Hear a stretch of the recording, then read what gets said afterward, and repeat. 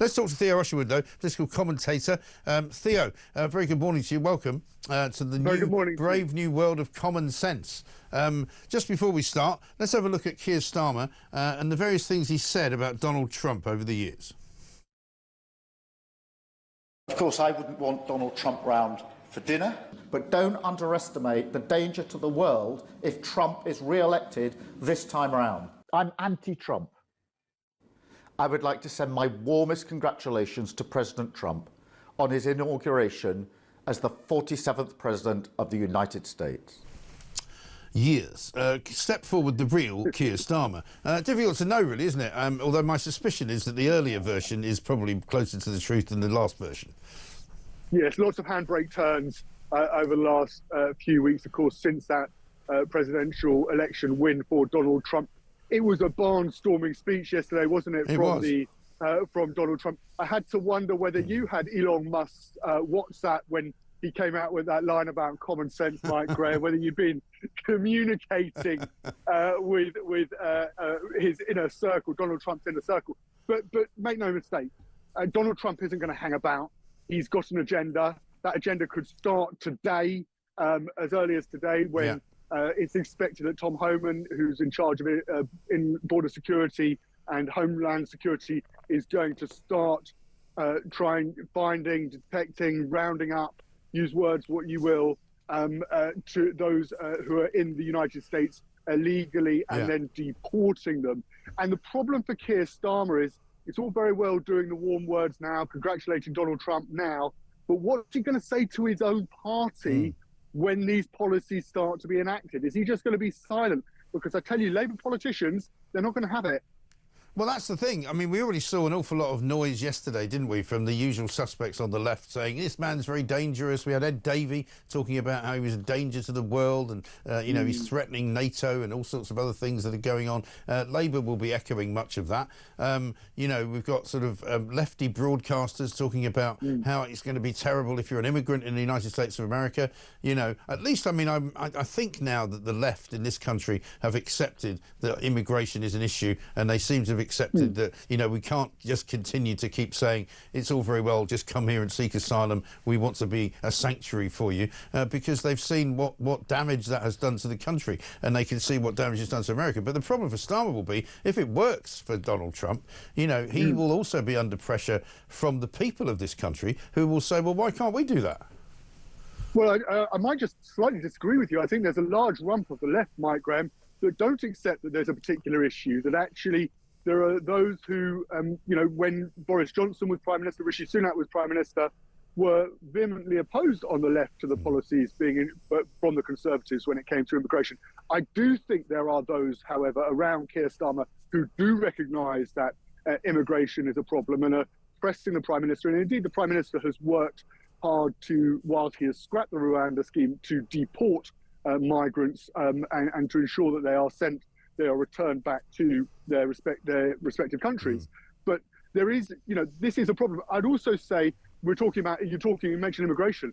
The economy is such a big one here because Donald Trump is facing in completely the opposite direction when it comes to the tone he's going to be setting with the US economy. He's going to be cutting taxes. He's going to be trying to stimulate economic growth by encouraging businesses to expand their plants, expand their operations in the United States. As he said, simply put, he's going to put America first.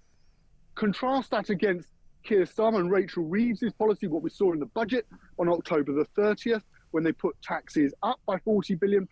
We've got businesses, Shore Capital's in the papers, and analysts in the papers saying that we now may be in a technical recession as a result of the budget because businesses are worried about setting up or expanding their businesses and their operations here in the UK because they're worried about the tax implication of doing so. There was a report out earlier this week where more millionaires left the UK in 2024 than they did in 2023. Right. Why did they do that? Because they're worried about the tax implications of setting up here.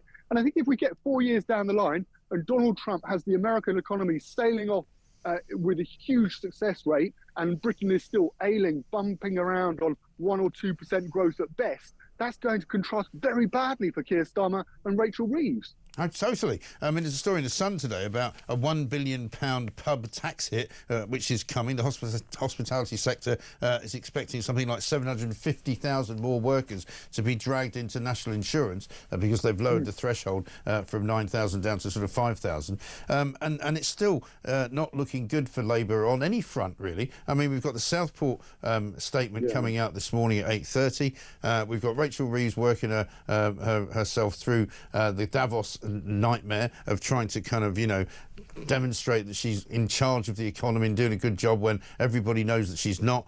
We've got inner turmoil in the cabinet. Bridget Phillipson, apparently Liz Kendall already upsetting Keir Starmer because they're not doing what he wants them to do. David Lammy, again, not exactly putting the best foot forward, having called for the arrest of Benjamin Netanyahu. I mean, the list just goes on and on and on and on. And there's nothing good coming down the pike for Starmer, is there?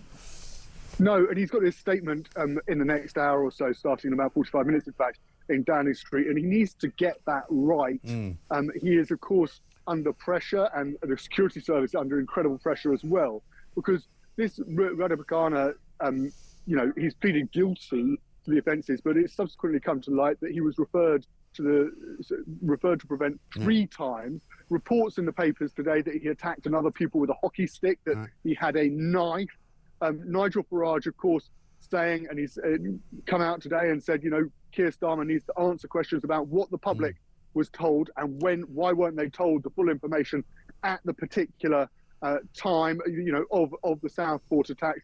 And that actually Nigel Farage's point is that the riots wouldn't have happened if the public had been given all of the information up front. We live in a different world. I was a court reporter going back to the early noughties, and yet we often got information quicker, but also we didn't have social media back then, so there was never the concern that actually information just could spread or conspiracy theories could spread. But now we live in a new world order, Mike Graham, and actually the police, the government, the relevant authorities need to get up to speed with if they are not willing to provide the information or at least a lot of the relevant information up front to reassure the public, then there is going to be a vacuum that is going to be filled. And unless you go take some draconian measures to shut down the likes of X and other social media, which I don't think anybody wants to see, then you're going to end up in a situation where conspiracy theories can spread like wildfire. Well, exactly right.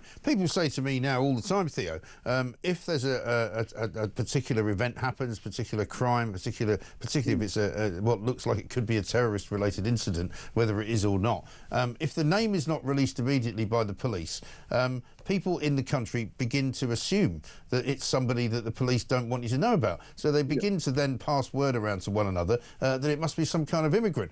Could it be an illegal immigrant? It might not be, but the fact is that that's what they do, because we also know that the police will quite often release information if it isn't somebody with a foreign-sounding name, and they'll just release it, and they'll release a picture. But what we get instead, like with Chris Cabba, somebody pointed out to me, the man who was shot dead by the police, got this lovely, happy-go-lucky picture of him. Doesn't look at all like a gangster. We get this guy, Rudy Cabana. We get a picture of him as a child, and we're told he's a child actor, and we're told he's a choir boy, and we're told he's raised in Wales. But it took a long time for his name to come out.